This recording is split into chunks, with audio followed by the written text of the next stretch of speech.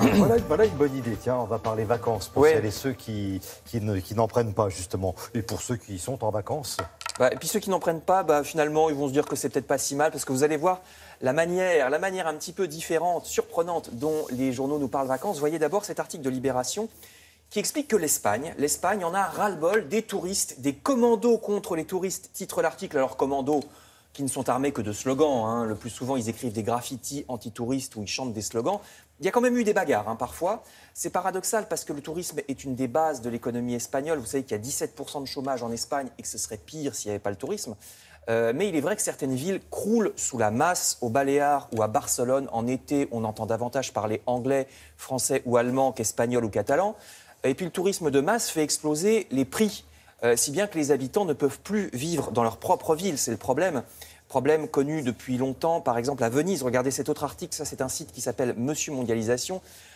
Site qui reprend des photos effrayantes. Vous voyez ces énormes paquebots qui ressemblent à des barres d'immeubles de banlieue qui accostent jusqu'au cœur de Venise. Les remous des hélices fragilisent les maisons. C'est juste devant la place Saint-Marc. Hein, oui, ça accoste place Saint-Marc, exactement. Carrément. La masse des touristes fait qu'il n'y a plus aucune authenticité. Les restaurants, les boutiques sont tous des trucs à touristes qui vendent des bibelots en plastique fabriqués en Chine.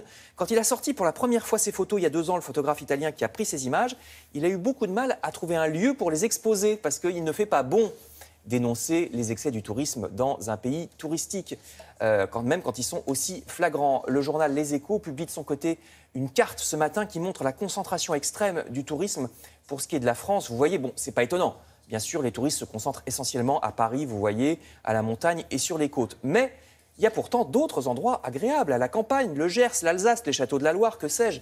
Il y a aussi la question de la pollution qui est posée par ce problème. Je reviens au paquebot. Le Figaro rappelle ce matin que les fumées des cheminées des paquebots sont très polluantes en plus.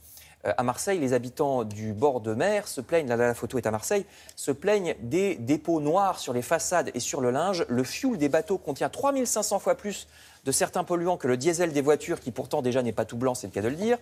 La concentration en particules serait 100 fois plus élevée dans les rues proches du passage des bateaux que dans les autres rues de Marseille, dénonce le Figaro.